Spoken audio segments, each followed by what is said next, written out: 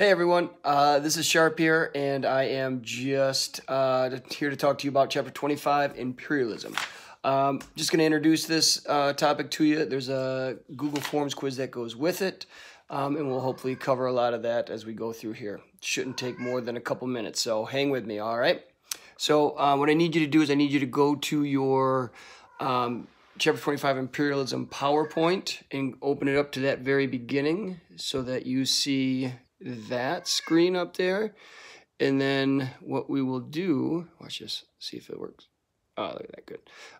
We're going to just go down and, so imperialism, this is that idea of one country dominating another country, all right, in a couple of different ways, like politically, economically, culturally, like religiously, things like that, all right? And so we've seen a lot of this already take place when we had Columbus and all the European countries colonize the Americas.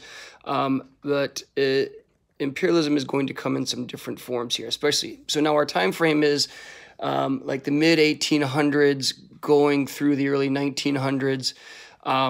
And you can see, I don't know if you can tell from this, but if you look at all the colors, essentially what happens is it shows that Europe is pretty much dominating the rest of the world, all right?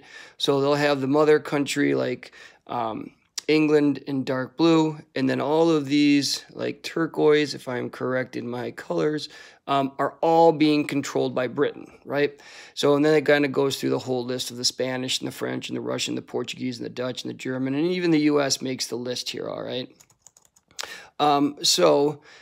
We move on here. And there's a bunch of reasons for it, you know, economic reasons. They needed new markets to sell. They also needed the natural resources to put back into the factories that are back home from the Industrial Revolution that you learned about. Political interest, you know, military. They need refueling bases around the world now that they're using steamships. And so those steamships constantly need to be refueled. And there's strategic interests about where they can keep their soldiers and all that. So a lot of stuff, not to mention cultural with trying to spread Christianity.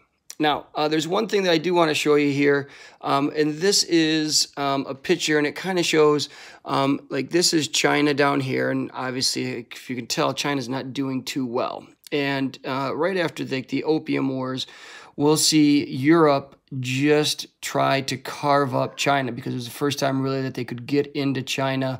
And you'll see that all of these, like this is England and Russia with the bear and the wolf in Italy, and this large bird, maybe a vulture, I don't know, representing Germany. Like everybody's trying to fight over what they're going to do with China, all right? And obviously China is helpless to defend itself. So again, we talked about cultural reasons of spreading Christianity, and there's also a movement in Europe that says like it's their job to go out and save the rest of the world because Europe and Western civilization is so much superior to everyone else that they essentially think that their job is to go around and, you know, civilize people. And so it's a really, really, really self-centered kind of like gross viewpoint, all right? And you'll see that in Rudyard Kipling's book, The White Man's Burden.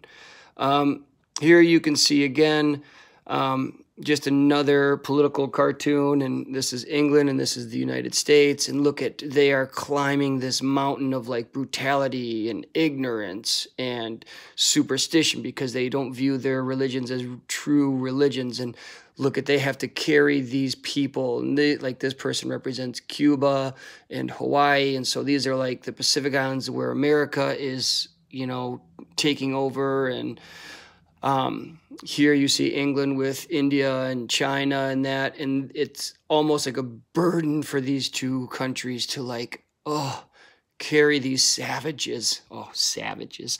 That's a word you guys use nowadays, up to this point of civilization. So that is it. There's some reasons for it. You can kind of go through.